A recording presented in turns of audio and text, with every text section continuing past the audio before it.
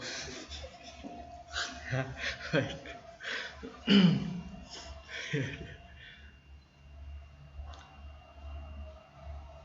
Assalamualaikum warahmatullahi wabarakatuh. Baik, ini sudah dengar suara Bapak ya? Ini yang sudah bergabung sudah ada kurang lebih 22 siswa. Silahkan yang lain yang belum bergabung. Ini Bapak lanjutkan dulu ya. Baik, assalamualaikum warahmatullahi wabarakatuh. Alhamdulillahirabbil alamin. Pada kesempatan pada siang hari ini kita semua dapat melaksanakan kegiatan belajar mengajar, terutama dalam kegiatan KBM pada hari ini. Baik anak-anakku, untuk materi pada siang hari ini kemarin Bapak sudah share modul ke kalian ya. Modulnya di situ kalau kalian lihat ada kurang lebih 12 judul atau 12 bab. Sebentar Bapak ambilkan dulu bukunya.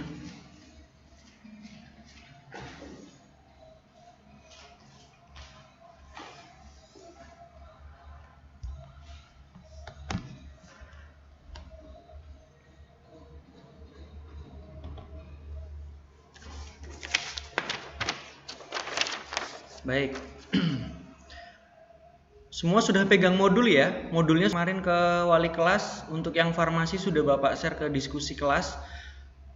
Untuk modul itu nanti bisa dijadikan bahan untuk bacaan kalian. Dan nanti untuk kegiatan ujian ataupun praktik dan lain-lain itu Bapak akan mengambilkan dari modul tersebut, tidak akan keluar dari modul yang sudah Bapak berikan ke kalian.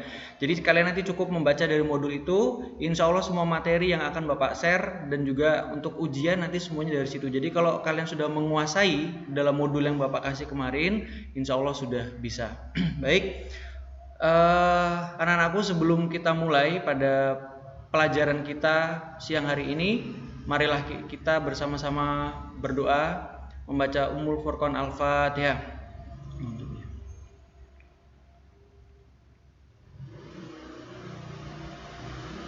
Baik, cukup. Sebelum Bapak memulai pembelajaran kita pada siang hari ini, yang pertama yang ingin Bapak sampaikan adalah tentang memotivasi kalian dulu dalam belajar, khususnya dalam masa pandemi COVID 2019 ini. Bapak harapkan ini tidak menjadi hal yang membuat kalian tidak semangat belajar, tapi Bapak harapkan tetap semangat belajarnya dan juga jangan dijadikan pandemi ini sebagai alasan kalian sehingga tidak bisa mewujudkan prestasi kalian, tidak bisa mewujudkan cita-cita kalian. Jangan sampai ya. Bahkan jangan sampai kalian setiap hari hanya bermedia sosial saja tanpa kalian mendapatkan ilmu satu harinya. Jangan sampai ya. Kalau bisa diusahakan setiap hari kalian harus mendapatkan ilmu, pengetahuan, baik itu dari membaca-baca buku, mendengarkan kajian atau lain sebagainya. Intinya harus ada ilmu yang masuk kepada diri kalian masing-masing. Jangan hanya bermedia sosial saja. Kita tidak tahu mau sampai kapan new normal ini pandemi ini akan berakhir, kita tidak tahu. Jadi Bapak harapkan selama belum beredarnya surat dari Dinas Pendidikan mengenai new normal sehingga kita bisa belajar tatap muka, jadi Bapak harapkan walaupun kalian di rumah tetap belajar dengan maksimal, belajar dengan semangat ya. Baik. Silahkan yang belum absen mengisi absen dulu, tulis nama, nanti untuk informasi selanjutnya akan Bapak sampaikan. Kemudian selanjutnya, sebelum kita masuk pada pembelajaran, Bapak akan menginformasikan yang selanjutnya mengenai kegiatan praktek mata pelajaran pendidikan agama Islam. Karena nanti penilai pendidikan agama Islam ini akan terkait dengan nilai-nilai kalian di rapot nanti. Apalagi nilai pendidikan agama Islam ini yang paling atas ya. Jadi diusahakan saat melihat nilai, pendidikan agama Islam itu nilai kalian di atas 80. Untuk kegiatan praktik PAI, kalau yang kelas 12 sebelumnya ya, sebelumnya itu Bapak pasti akan mengadakan ujian praktek PAI. Dan ujian praktek ini biasanya Bapak laksanakan sebelum tahun baru. Jadi kemungkinan November Desember ini kita sudah melaksanakan ujian praktek PAI. Untuk ujian praktek PAI ini sebenarnya sangat banyak sekali ya, banyak sekali. Nanti untuk terkait materi yang pertama adalah dari bacaan sholat kalian. Bacaan sholat kalian sudah hafal atau belum? Ya, jangan-jangan sudah kelas 12 tapi belum hafal bacaan sholat. Terus selama ini apa yang kalian baca saat kalian sholat? Ya, itu pertama adalah bacaan sholat. Yang kedua adalah tajwid dalam bacaan Quran. Jadi baca Quran dulu, setelah baca Al-Quran dilanjutkan dengan tajwidnya seperti apa. Kelas 10 sudah belajar sama Bapak ya, kelas 10 sudah belajar dengan Bapak. Kelas 11 dilanjutkan lagi belajar dengan Bu Rahma. Kemudian sekarang kelas 12 sama Bapak lagi. Insya Allah itu untuk materi tajwid pasti akan keluar. Jadi bagi kalian nanti yang merasa bukunya hilang atau rusak atau lain sebagainya, bisa nanti minta draftnya sama Bapak, akan saya kirimkan ke berupa modul ke kalian masing-masing. Seperti itu. Kemudian ada juga praktek perawatan jenazah. Nah, untuk praktek perawatan jenazah ini nanti Bapak pikirkan dulu apakah cukup dari teori sehingga kalian bisa mendapatkan nilai bagus, ataukah harus praktek sebenarnya. Jadi Bapak nunggu dulu ya, apabila nanti dinyatakan sudah new normal, sudah bisa kembali pembelajaran, maka untuk praktek ini tetap akan Bapak laksanakan karena untuk mengambil nilai kalian.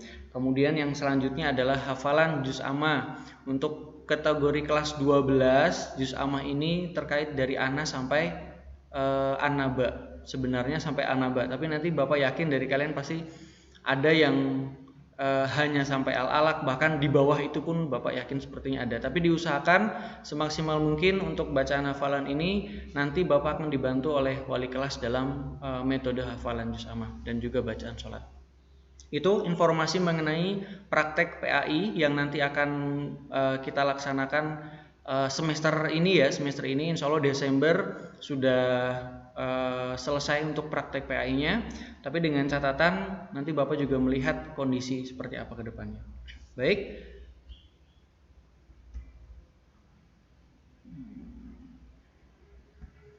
Ya. Baik anak-anak, kita mulai dalam pembelajaran ya, Silakan yang bisa membuka modul, atau mungkin modulnya sudah di print atau kalian menggunakan laptop, bisa dibaca, bisa dibuka. Kita melihat dulu dari modul yang Bapak kasih, itu tidak semua Bapak ajarkan ya. Jadi kalian nanti bisa membaca sendiri di rumah. Jadi yang Bapak ajarkan nanti hanya 5 bab saja, 5 tema yang akan Bapak ajarkan. Mohon dicatat ya. Silakan yang membawa buku tulisnya ada semua, silakan dicatat ya. Untuk materi yang akan Bapak ajarkan, pertama adalah bab 1, yaitu tentang toleransi. Ini akan Bapak ajarkan ayat-ayat Al-Quran tentang toleransi, itu akan Bapak ajarkan. Toleransi bab 1, dicatat ya. Karena di sini ada 12 bab dan tidak Bapak ajarkan semua, yaitu 5 bab ini memang penting harus diajarkan dan harus dijelaskan karena nanti terkait dengan ada contoh ya, ada tentang materi hukum Islam tentang warisan. Hukum Islam tentang warisan ini kalian Bapak yakin tidak bisa belajar sendiri ya, karena di situ ada hitung-hitungan berapa hak dari seorang anak laki-laki yang ayahnya sudah meninggal, berapa hak dari seorang anak perempuan jika ibunya sudah meninggal dan sebagainya. Itu nanti ada hak-hak tersendiri, sehingga dalam hitungannya nanti kita akan belajar di pertemuan keempat atau kelima insya Allah nanti ya. Baik, yang pertama adalah toleransi bab 1, kedua iman kepada hari akhir, itu nanti akan Bapak ajarkan. Beriman kepada hari akhir itu bab 3. bab 3 iman kepada hari akhir. Untuk bab 2 kalau tidak salah materinya adalah tentang etos kerja ya. Etos kerja silakan kalian bisa membaca sendiri di rumah. Modulnya dibaca, ayat Al-Qur'annya dilihat seperti apa ya. Itu nanti kalian baca-baca sendiri, bisa referensi, insya Allah tanpa penjelasan kalian sudah mengerti, karena di situ intinya sudah bisa kalian dapatkan. Modul di situ sudah menjadi pokok pembahasan. Jadi tidak usah bertele-tele, kalian baca modulnya itu sudah terkena poinnya apa yang akan Bapak ajarkan pada kalian. Seperti itu ya. Ketiga adalah bab tentang pernikahan atau munakahat. Ini kalau sebenarnya lebih seru lagi kalau kita bisa bertatap muka ya. Lebih seru lagi kita bisa bertatap muka, karena di sini ada banyak materi yang mungkin bisa menjadi diskusi tanya jawab kita nanti saat di ruang kelas. Tapi apabila nanti masih metode online seperti ini ya sudah, tidak apa-apa. Tetap Bapak sampaikan untuk materi pernikahan atau munakahat. Selanjutnya adalah hukum Islam tentang warisan. Hukum Islam tentang warisan. Silakan dicatat. Hukum Islam tentang warisan. Selanjutnya iman kepada qada dan qadar. Iman kepada qada dan qadar.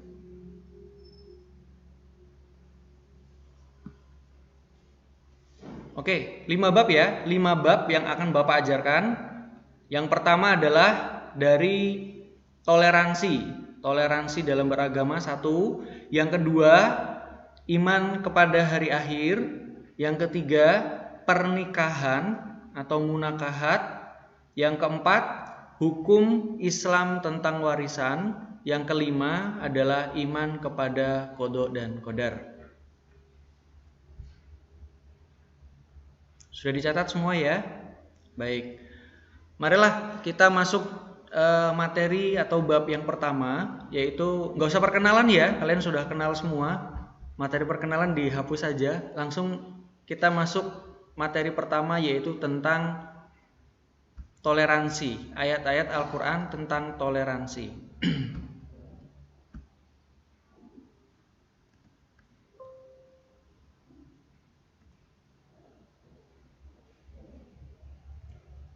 Baik, modulnya sudah dibuka semua. Modulnya silakan dibuka yang sudah Bapak bagikan ke kalian.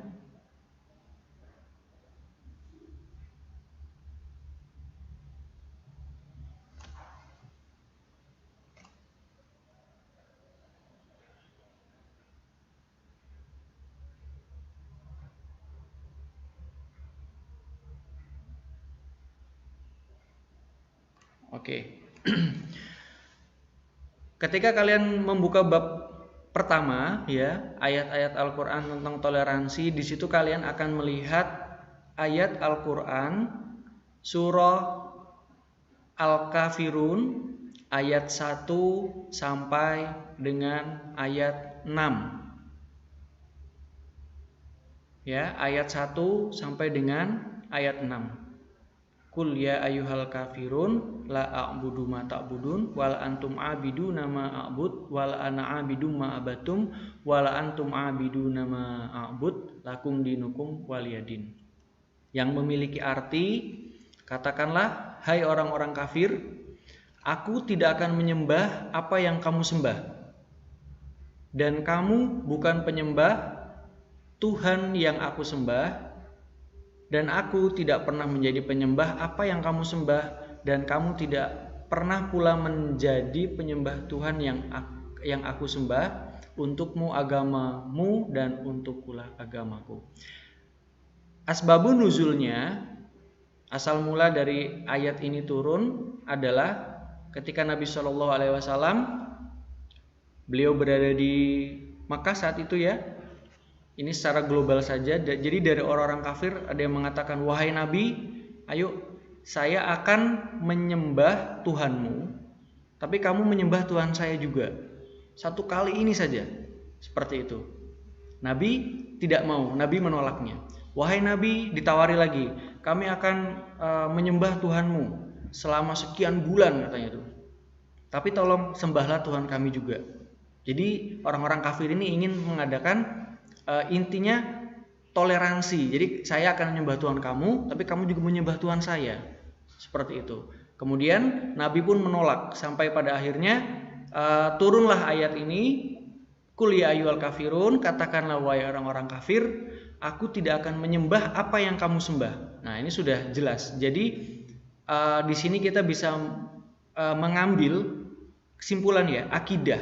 Bahwasanya akidah di sini akidahnya orang Islam, kita sebagai umat Islam tidak akan menyembah segala sesuatu selain kepada Allah. Jadi kita hanya menyembah kepada Allah saja. Kita tidak menyembah patung, tidak menyembah alam, gunung, matahari, apapun itu. Semua yang ada di dunia ini adalah ciptaan Allah. Seperti itu. Jadi itu adalah menjadi landasan akidah umat Islam, bahwasanya kita tidak akan pernah menyembah apapun kecuali Allah. Kemudian, dan kamu bukan penyembah Tuhan yang aku sembah. Nah, ini sudah jelas, ya. Dan kamu, ya ini sudah jelas, kepada orang kafir bukan menjadi penyembah Tuhan yang aku sembah, yaitu adalah Allah. Selanjutnya, dan aku tidak pernah menjadi penyembah apa yang kamu sembah. Nah, di sini sudah dijelaskan, aku tidak pernah menjadi penyembah. Jadi jangan sampai sekali-kali pun kita syirik kepada Allah, ya, mempercaya dengan hal-hal sesuatu, ya. Biasanya dari kita ada yang mempercayai sesuatu bahwasannya apabila saya memakai kalung ini, apabila saya memakai cincin ini, apabila saya membawa jimat ini, saya akan tidak terkena musibah, saya tidak akan terhindar dari mara bahaya dan lain sebagainya. Nah, itu sudah melakukan syirik. Jadi di luar dari akidah ajaran umat Islam. Ya, jangan seperti itu. Dan kamu tidak pernah pula menjadi penyembah Tuhan yang aku sembah. Yang terakhir, untukmu agamamu dan untuk pula agamaku. Jadi ya sudah, kalau kamu yang terakhir di sini adalah lakum dinukum waliyadin. Untukmu agamamu, silakan kamu sembah agama kamu.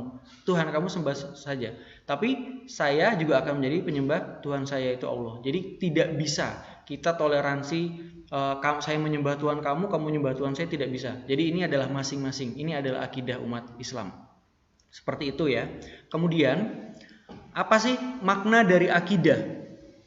Ya, akidah di sini berasal dari kata ikatan atau keyakinan atau kepercayaan, yang mana kepercayaan ini dilandasi di dalam hati, ya. Jadi kita percaya di dalam hati, yang mana landasannya adalah terhadap Al-Quran dan hadis. Seperti itu. Kalau kita mempercayai sesuatu tidak dilandasi dari Al-Quran atau Al-Hadis, ya, atau Sunnah, maka keyakinan kita dipertanyakan, maka akidah kita dipertanyakan.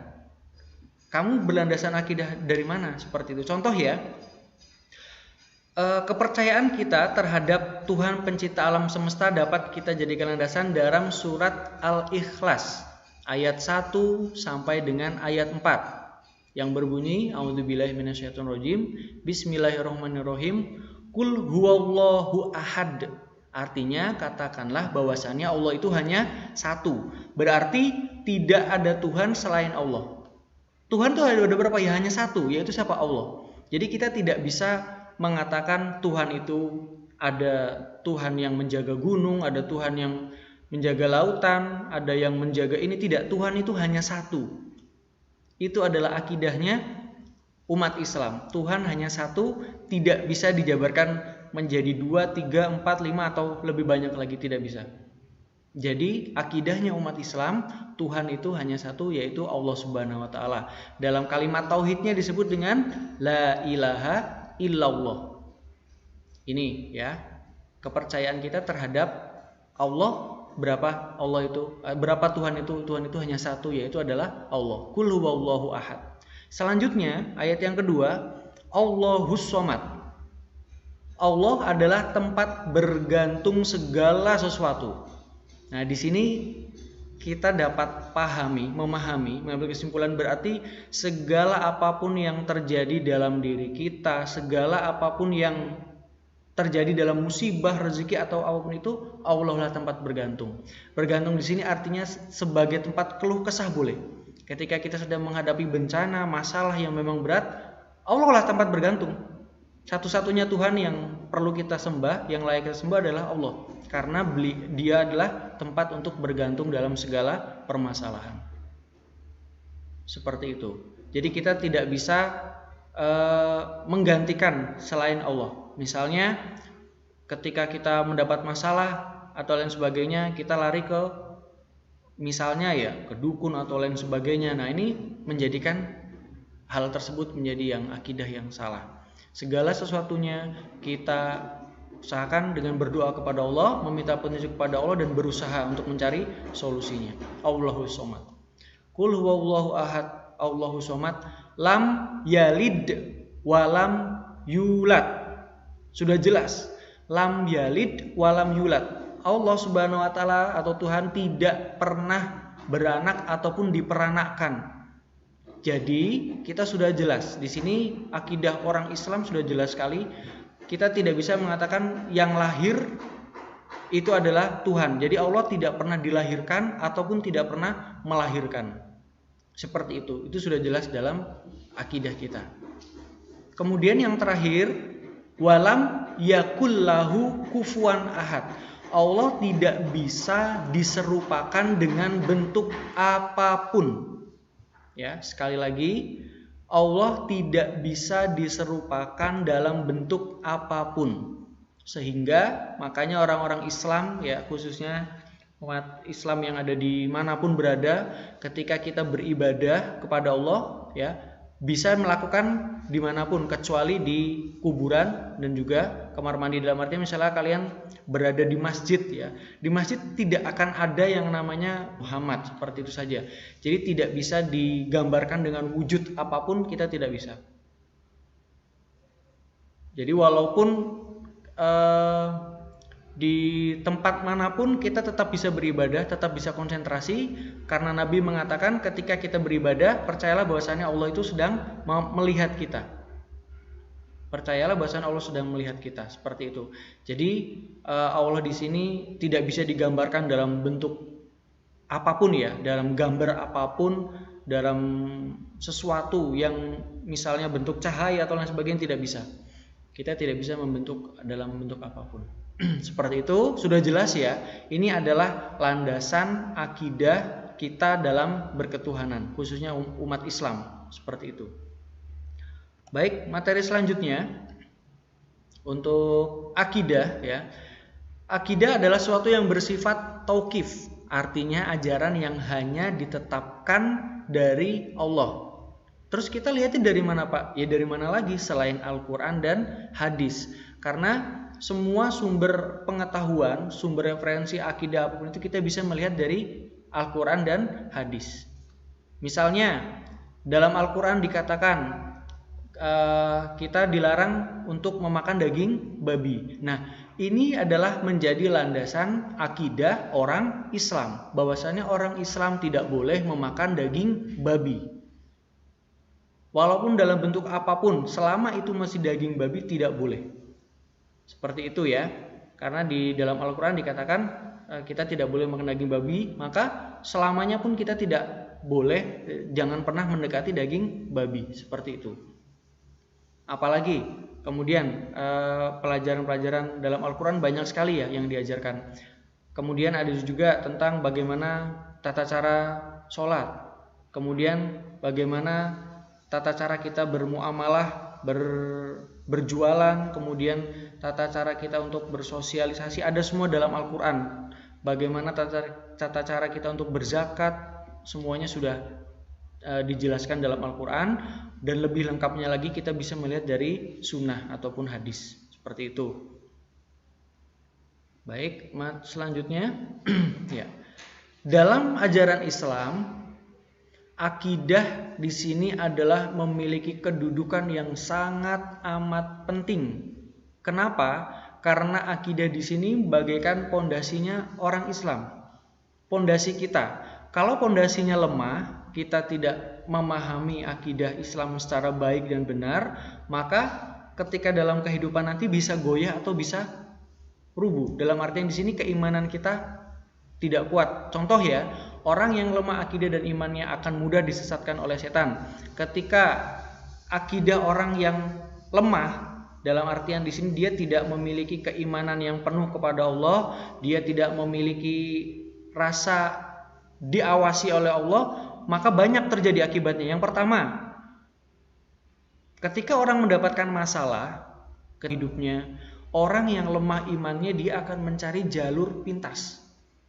Gimana caranya saya supaya tidak miskin? Gimana caranya saya supaya menjadi orang yang pintar dan sebagainya? Maka dia akan mengambil jalan pintas dengan cara apapun.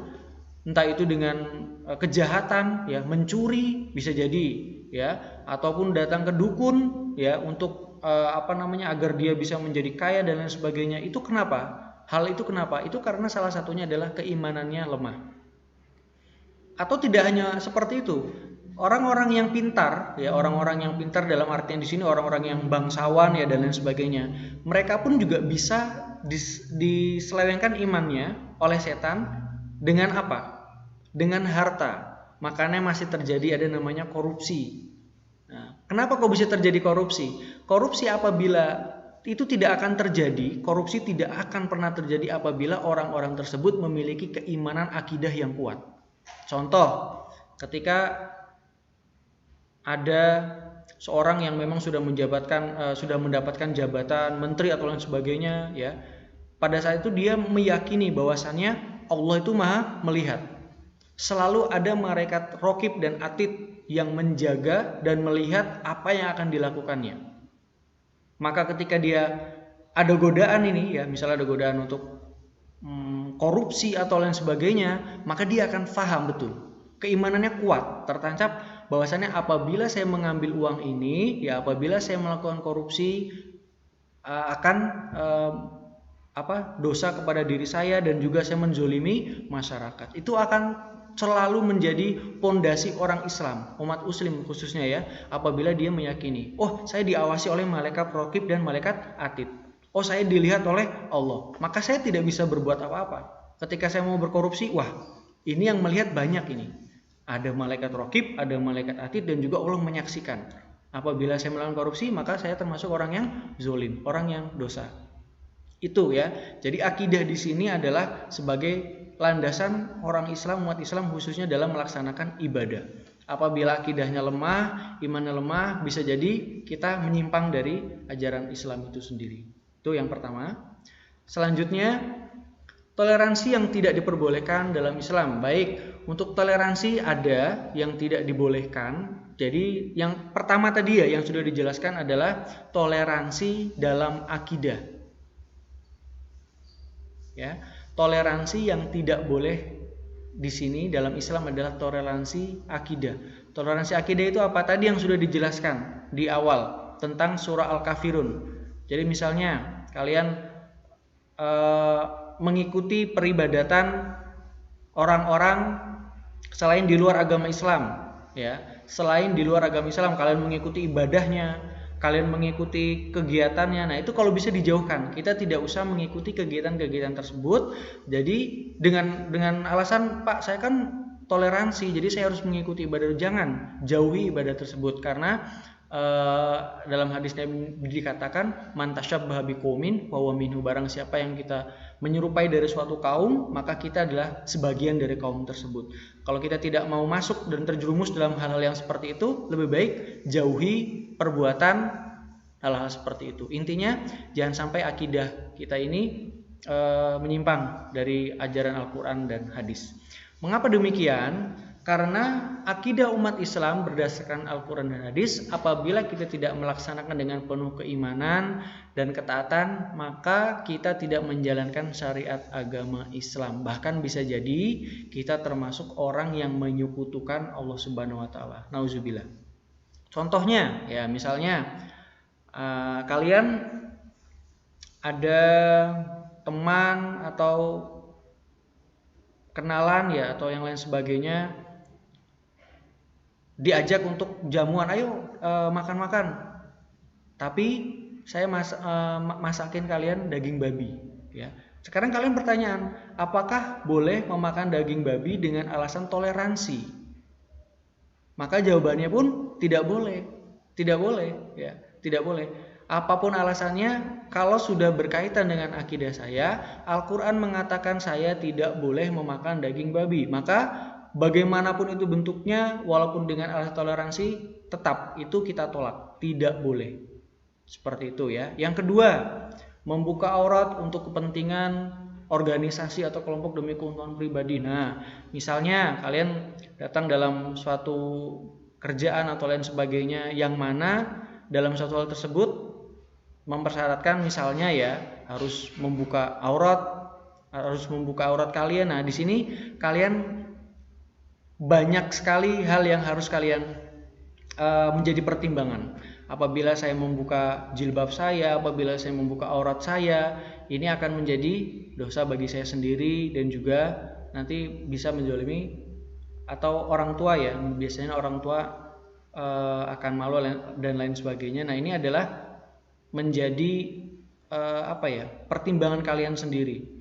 Jadi kalau bisa diusahakan carilah tempat organisasi, kelompok atau kerja kalian tetap masih bisa menggunakan syariat Islam, yaitu adalah menutup aurat kalian.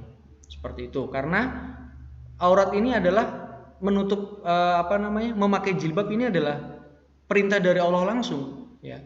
Ya ayuhan nabiyyu kul li azwajika wa banatika wa nisa'il mu'minin an yudnina 'alaina min jalabibihinna.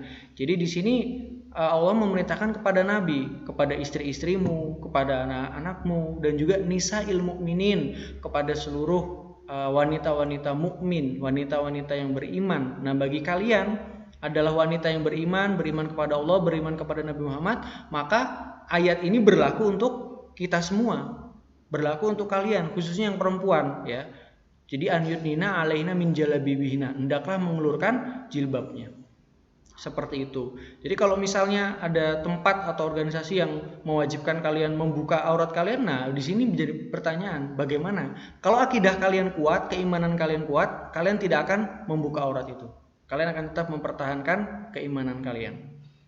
Kemudian selanjutnya adalah menghadiri sembahyang atau mengikuti ibadah agama lain dan juga meyakini tata cara ibadahnya. Nah, ini yang tidak boleh ya. Jadi 3 contoh ini adalah contoh yang mana kita mengikuti tidak bolehnya toleransi akidah. Kemudian kalau yang diperbolehkan apa saja, Pak? Banyak. Ada contohnya toleransi dalam hal sosial. Islam mengajarkan toleransi dalam pergaulan sehari-hari ya. Jadi contohnya saling tolong menolong saat orang lain dalam keadaan susah tanpa memandang perbedaan. Kita dalam hal tolong menolong tidak boleh melihat agamanya apa, sudah tua atau masih muda, atau kamu dari ras apa, tidak boleh. Selama itu ada kesusahan maka kita bantu. Harus dibantu. Seperti itu ya. Toleransi dalam muamalah, yaitu saling membantu, bekerja sama dalam hal perdagangan, bisnis ya. Selama bisnis kalian ini, bisnis yang kita laksanakan ini tidak melanggar dari syariat Islam, dari akidah Islam, yang mana tidak keluar dari jalur Al-Quran dan hadis, maka silahkan kalian bisa lanjutkan perdagangan itu, bisnis itu. Tapi kalau misalnya ada hal-hal, contoh ya, di situ terdapat kecurangan dalam bisnis, kemudian ada namanya riba atau lain sebagainya. Nah, itu juga sama. Ketika keimanan kalian kuat, akidah kalian kuat, maka kalian akan menghindari dari hal-hal seperti itu. Tapi ketika akidahnya lemah, imannya lemah, begitu diajak bisnis, tapi kalian tahu di situ ada ada hal kecurangan, ada hal ribanya sangat besar atau lain sebagainya. Nggak apa-apa deh, yang penting saya bisa dapat ini, bisa dapat itu. Masalah riba nanti saja urusan belakangan. Nah, kalau dalam Islam tidak. Kita harus sudah dari awal sudah, apabila ada riba maka jauhi riba tersebut. Seperti itu ya. Silakan nanti untuk muamalah, perdagangan dan bisnis bisa di materi lain ya, nanti akan Bapak sampaikan di materi yang lain. Ini masih secara global saja. Kemudian toleransi dalam kehidupan beragama. Nah, ini sudah kita rasakan khususnya di Indonesia. Di Indonesia ini ada banyak sekali agama, terutama yang agama besar adalah Islam, Kristen, Katolik, Buddha, Hindu ya. 5 agama ini selama berdirinya, maksudnya kemerdekaan ini tidak pernah ada permasalahan ya, dalam artian di sini kita saling toleransi, mereka mau beribadah silakan melakukan peribadahan. Jadi intinya walaupun ada perbedaan dalam melakukan ibadah tersebut, misalnya yang Kristen nanti ada Natalan, yang Islam nanti ada Hari Raya Idul Fitri, Idul Adha dan lain sebagainya, ya sudah, lakum dinukum waliyadin. Ketika agama merayakan ya lakukanlah. Ketika agama saya melakukan kegiatan tersebut, ya ini adalah agama saya. Seperti itu. Jadi ketika mereka melakukan ibadah, ya sudah, silahkan lakukan. Kami tidak akan mengganggu, seperti itu. Begitu juga sebaliknya. Ketika kita sedang melaksanakan ibadah hari-hari besar lainnya, ya sudah, ini saatnya kami melakukan ibadah kepada Allah. Dan mereka tidak boleh mengganggu, seperti itu. Macam-macam toleransi, ya. Sikap dan perilaku. Jadi untuk poinnya di sini kita tidak membeda-bedakan orang lain dalam bersikap apapun ya. Kemudian tidak menjelekan Tuhan dan agama lain, karena hal tersebut justru akan menimbulkan kebencian, rasa antipati terhadap Islam. Tidak memaksakan kehendak kepercayaan atau keyakinan terhadap golongan lainnya, apalagi dengan jalan kekerasan. Kemudian menunjukkan bahwa Islam adalah rahmat bagi seluruh alam dengan tidak mengintimidasi kelompok yang minoritas atau beragama lain.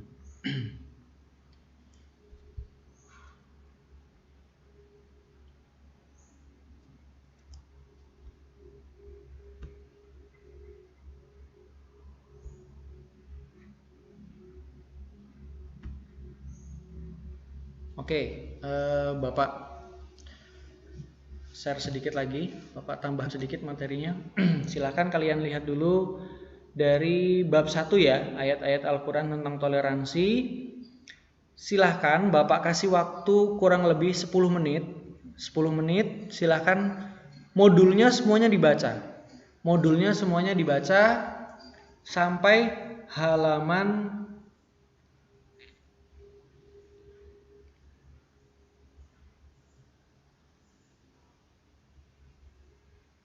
sampai halaman 4. Sampai halaman 4 semuanya dibaca dari halaman 1 sampai halaman 4. Silakan dibaca, nanti ada sesi tanya jawab. Silakan bisa, bagi yang kalian masih belum paham dengan materi yang Bapak sampaikan, nanti dibaca.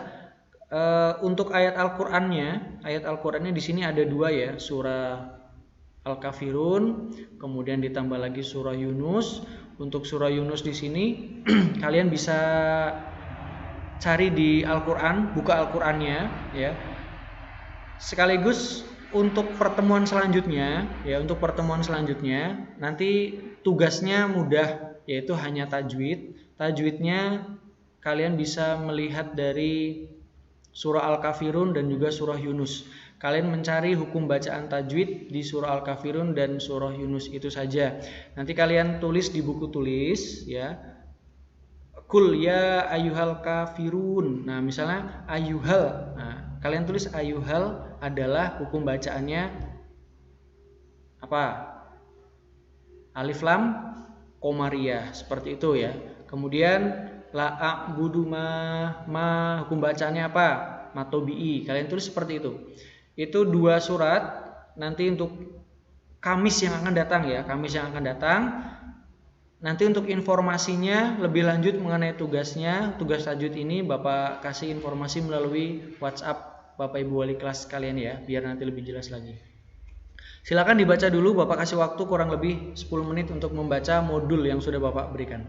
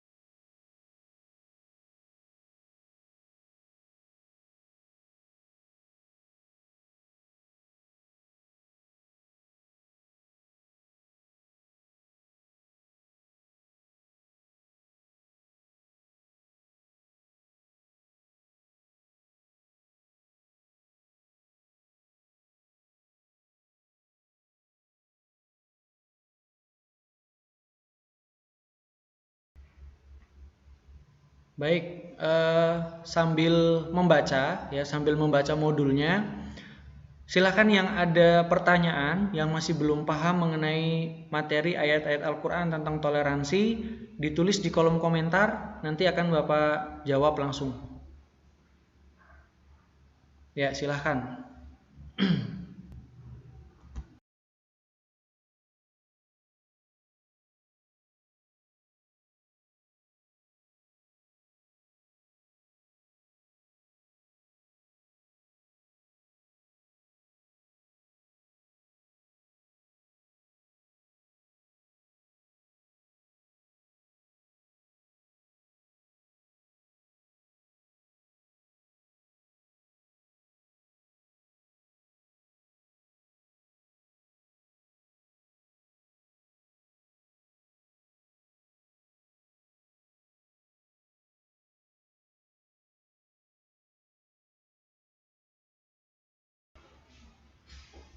Silakan bagi kalian yang ingin bertanya, Bapak kasih waktu untuk pertanyaan 5-10 menit.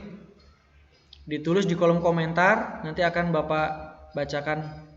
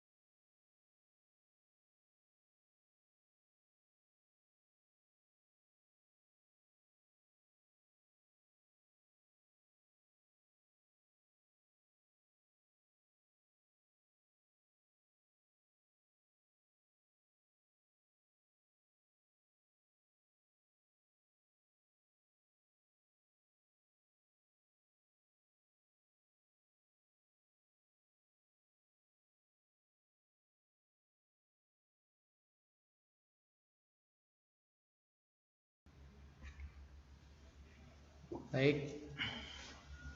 Sudah dibaca ya modulnya ya? Ya. Ini ada pertanyaan dari Farida, tradisional ya, yang lagi viral ini klepon ya. Baik. Sekarang kita lihat dulu. Bahan dasar dari pembuatan klepon itu apa? Dan apa saja sih yang menjadi bahan-bahan untuk makanan tersebut itu apa? Apakah ada fermentasi dari daging babinya kah, atau hal-hal yang membuat barang tersebut? Kalau selama itu tidak halal saja. Bahan dasarnya apa? Mungkin ada kelapanya, gula Jawa, kemudian terigu ya.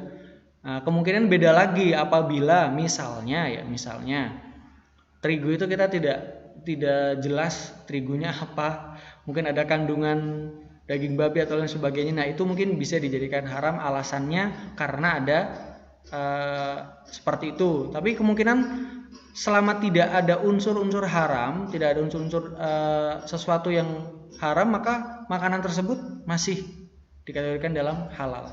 Seperti itu ya, Farida. Silahkan untuk pertanyaan yang lain.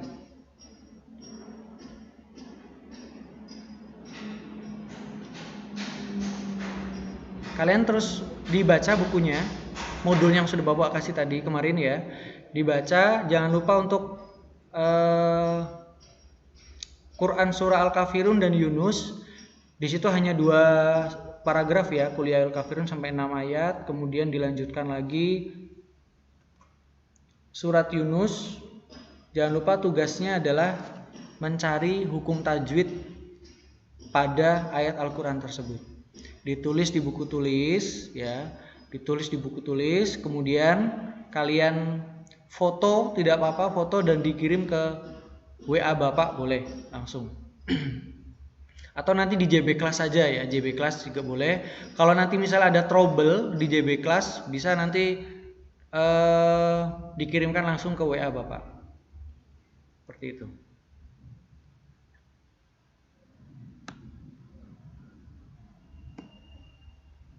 Silakan, ada pertanyaan lagi?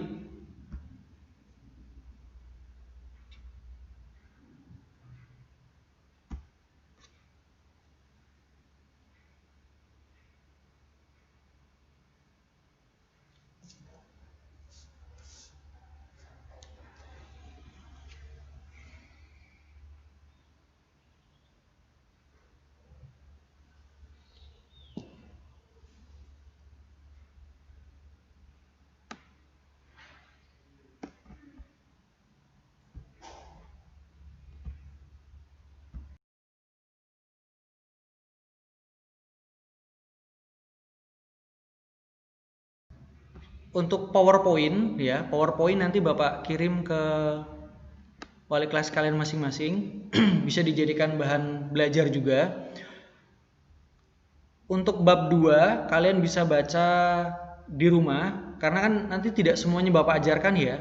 Tidak semua Bapak masukkan untuk pembelajarannya, hanya untuk minggu ini Bapak masih mengajarkan bab 1 dulu sampai materi toleransi sampai besok. Nanti kalau tidak ada pertanyaan atau Bapak kira cukup, kita lanjut ke materi selanjutnya, yaitu adalah iman kepada hari akhir. Iman kepada hari akhir. Ini untuk materi yang akan datang. Nanti kalau 2 bab ini sudah selesai, ya 2 bab sudah selesai, insya Allah nanti ada Bapak berikan untuk modul latihannya juga berupa isai dan juga pilihan ganda. Nanti kalian bisa latihan di rumah. Jawabannya untuk jawaban isai bisa kalian boleh searching ya, atau pendapat kalian masing-masing tidak apa-apa, karena ini nanti Bapak hanya sebagai tugas pokok saja, bahwasannya kalian sudah mengerjakan tugas tersebut. Nanti di rumah dikerjakan, silakan boleh mencari jawaban yang lebih tepat dari apa yang Bapak kasih nanti. Baik, kemudian pertanyaan lagi. Oke, ini ada pertanyaan. Berarti huruf hijaiyahnya juga ditulis tangan. Seperti ini saja, nanti Bapak kasih contoh ya, Bapak kasih contoh, Bapak kirim di grup kelas. Bapak kirim di grup kelas, karena di sini Bapak tidak memungkinkan untuk menulis di papan tulis. Nanti Bapak kirimkan ke grup kelas untuk tugas tajwidnya. Seperti itu ya. Buku tajwidnya masih punya ya? Apa sudah hilang, rusak?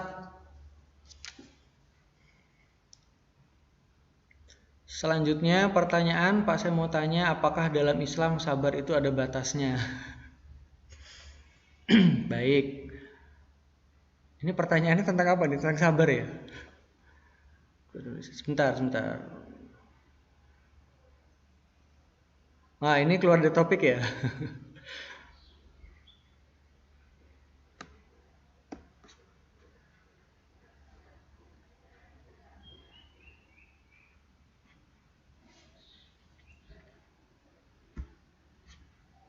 Ya.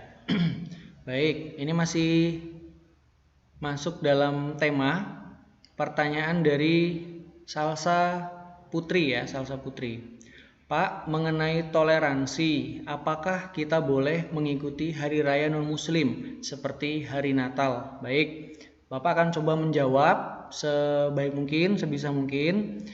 Untuk perayaan hari Natal ya, kita sendiri kan memiliki keyakinan yang berbeda.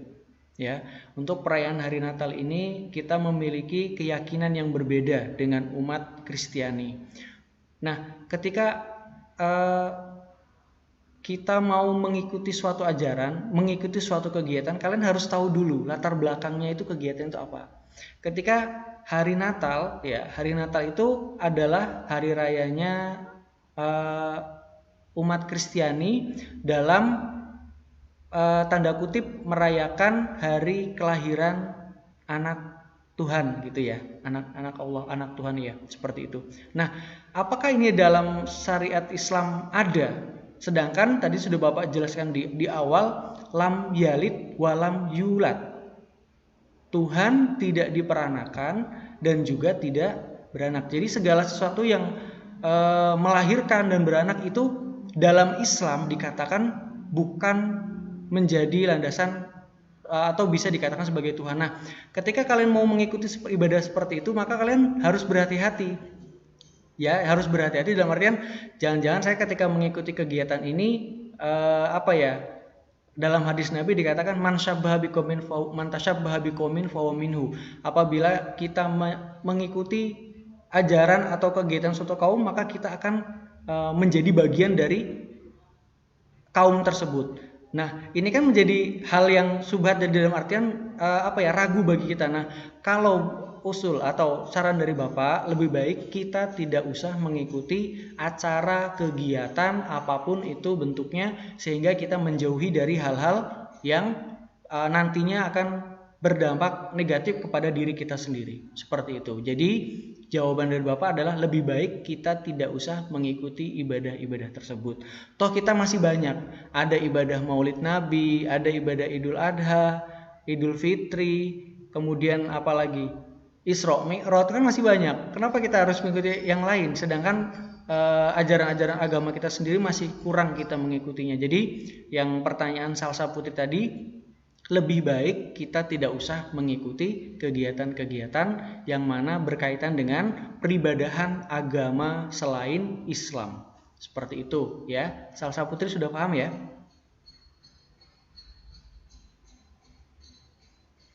Bagaimana untuk Salsa Putri? Sudah dapat jawaban dari Bapak? Jelas nggak jawaban dari Bapak?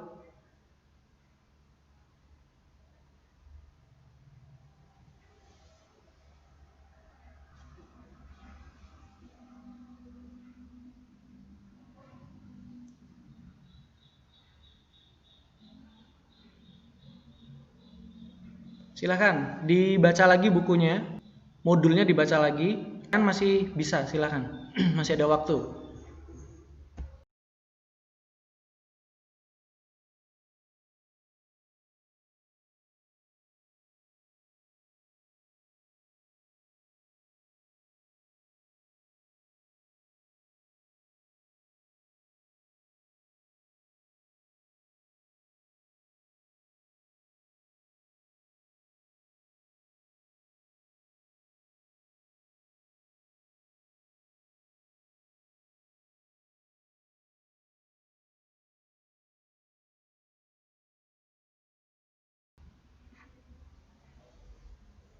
Oke, Salsa Putri, terima kasih ya sudah paham.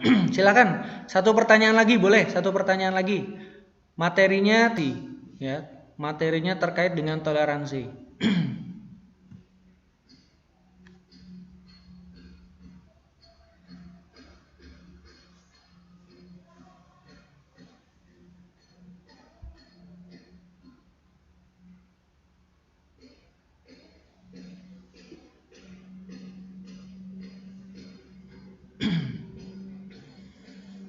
Coba untuk tajwid, Bapak minta satu komen saja. Kemarin sama Bu Rahma sudah diajarkan sampai mana? Jadi nanti Bapak bagi yang belum paham, nanti Bapak tinggal melengkapi saja. Kan kelas 10 sudah Bapak ajar ya kemarin ya. Sudah sampai kalau tidak salah 3 atau 4 bab. Kemudian dilanjutkan kalian kelas 11 sama Bu Rahma. Nah, nanti untuk tajwid yang belum paham di bab berapa mayoritas? Karena begini, untuk pelajaran tajwid ya, nanti baik itu soal USBN atau soal yang lain sebagainya ya, ketika soal itu dibuat oleh Kemenak atau GPAI ya, dari GPAI, yang namanya soal tajwid itu pasti akan ada dan pasti keluar. Kalau soalnya 100%, maka kurang lebih 40%, bahkan 45% itu nanti adalah dari tajwid. 40%-nya adalah tajwid. Jadi kalau kalian tidak bisa tajwid, disayangkan sekali. Nanti padahal soalnya mudah di bab-bab awal, tapi kalian tidak bisa menjawab pertanyaan tajwid tersebut. Jadi Bapak harapkan untuk tajwid tetap dipahami ya, tetap harus bisa, karena pelajaran tajwid dikategorikan sebagai mudah. Supaya tajwidnya nggak lupa, setiap kalian membaca Al-Quran, setiap kalian habis tadarus ya, itu sambil dicari terus tajwidnya. Min syarri, nun sukun bertemu sya, hukum bacaannya apa? Minal jinnati wan nas adalah nun sukun bertasdid, disebut dengan guna. Seperti itu. Jadi kalian harus terus sambil membaca, sambil menjelaskan dalam diri kalian sendiri, ini adalah hukum bacaannya, ini hukum bacaannya. Jadi tidak lupa. Kebanyakan dari kalian baca tajwid, setelah itu di luar kelas sudah nggak diingat-ingat lagi, lupa sehingga. Baik, Mutia Salsa yang bab 1 Pak, kemarin Izar kalau untuk Mutia ini yang bab 1 sudah paham atau sudah diajarkan atau gimana yang Mutia? Bapak kira untuk bab 1 itu pelajaran yang mudah, Bapak udah ngajarkan dari kelas 1 ya? Dari kalian kelas 10 dulu sudah Bapak ajarkan ini. Izhar, ikhfa, iklab, idgham biguna, bila guna, ini mudah sekali nih.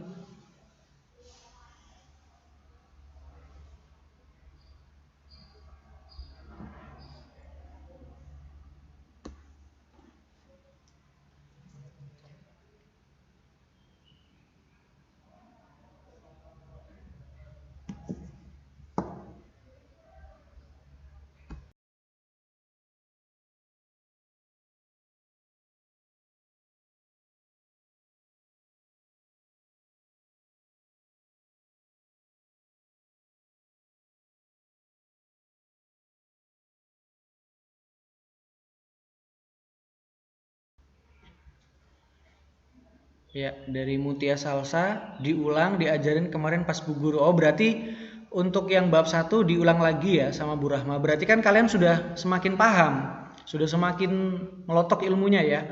Jadi insya Allah nanti kalau sudah tatap muka ya, sudah new normal, ya Bapak harapkan untuk segera kita bisa bertatap muka ya, bisa ketemu, karena di sini nanti banyak dari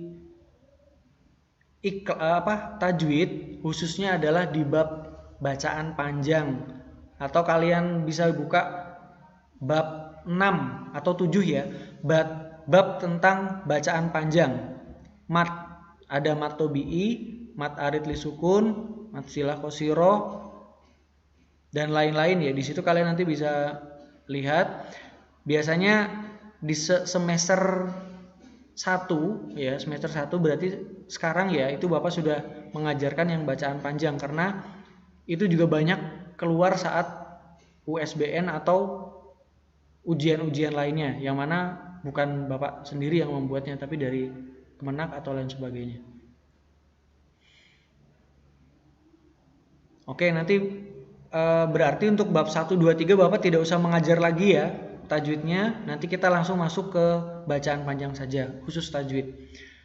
Untuk yang tugasnya nanti Bapak rincikan apa saja hukum bacaan yang harus kalian cari melalui WhatsApp wali kelas masing-masing.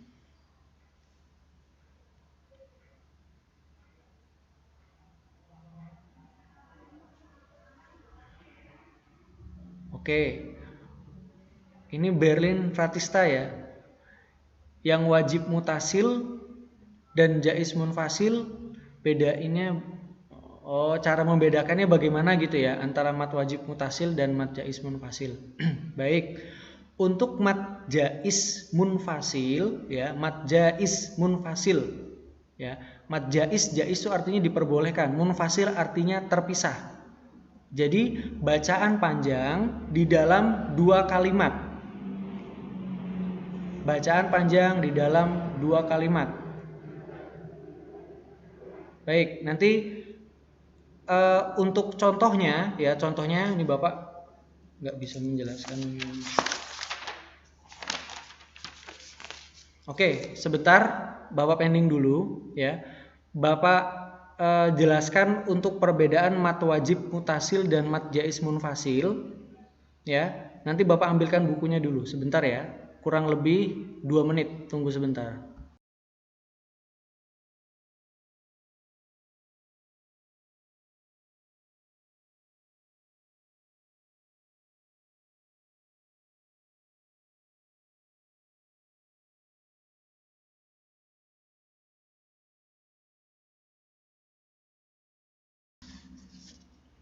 Mat jaiz munfasil, bentar. Mat jaiz munfasil. Pertama, Bapak akan menjelaskan dulu tentang materi mat jaiz munfasil. Oke, perhatikan. Mat jaiz ya.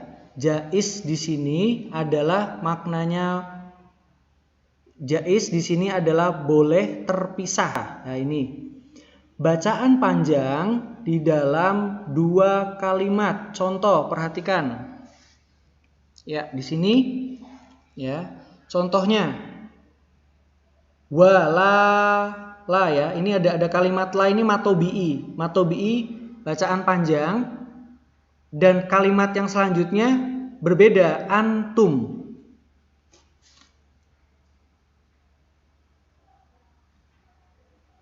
Ya. Ini ya, la dan antum. Perhatikan di sini la ya, setelah la di sini ada antum. Jadi 2 kalimat. Sehingga bacaan ini boleh diputus. Wala antum. Wala artinya dan tidaklah, antum kalian. Bacaan panjang dalam 2 kalimat, wala antum. Nah, ini disebut dengan mat jaiz munfasil. Jadi bacaan ini panjang boleh diputus. Dalam artinya kalau kalian tidak kuat membacanya wala antum, masih bisa diputus. Nah, kalau selanjutnya disebut dengan mat wajib mutasil. Ya, mat wajib mutasil. Oke, perhatikan. Mat wajib mutasil ya. Untuk mat wajib mutasil ini adalah bacaan panjang ya. Bacaan panjang yang mana dalam 1 kalimat sehingga tidak boleh dipisah. Contoh, perhatikan. Di sini sawaun ya. Sawaun, waun. Jadi 1 kalimat. Panjang tapi dalam 1 kalimat sehingga artinya adalah 1. Contoh ya, dalam bahasa Arab as-sama'u itu artinya adalah langit. Tidak bisa dipisah. As-sama kemudian u. Tidak bisa. Sama seperti kalian bilang langit ya, tapi kalian bilangnya lang terus it. Nah, itu enggak bisa. Atau bumi, bum terus kalian lanjut i. Itu tidak bisa. Jadi bumi harus dibaca 1. Dan ini sawaun artinya karena itu kalimat yang sama. Jadi misalnya dat terus ang. Nah, tidak bisa. Jadi datang itu 1 kalimat. Jaa. Warisan. Hukum warisan. Jadi nanti banyak sekali di situ poin materi yang harus Bapak sampaikan. Semoga ilmunya bisa nyampe ke kalian ya. Walaupun sistemnya online seperti ini, semoga bisa dicerna sehingga kalian bisa memahami bagaimana sih tata cara pembagian harta warisan seperti itu ya. Insya Allah pertemuan ini akan masuk ke pertemuan ke-4 kurang lebih. Persiapkan untuk buku tulisnya ya, kemudian kalkulator nggak apa-apa dibawa, disiapkan nanti saat hitung-hitungan itu karena waktunya terbatas. Sudah gitu online lagi ya. Ini tadi sempat offline sebentar, kemudian kita lanjutkan lagi. Baik. Cukup ya Bapak kira ya. Bapak kira cukup sekian. Bapahan dan juga kekurangan nanti apabila ada yang belum paham bisa ditanyakan saat tatap muka nanti, ataupun ke wali kelas, nanti wali kelas share ke Bapak atau tanya Bapak langsung melalui WA, tidak apa-apa. Baik, terima kasih.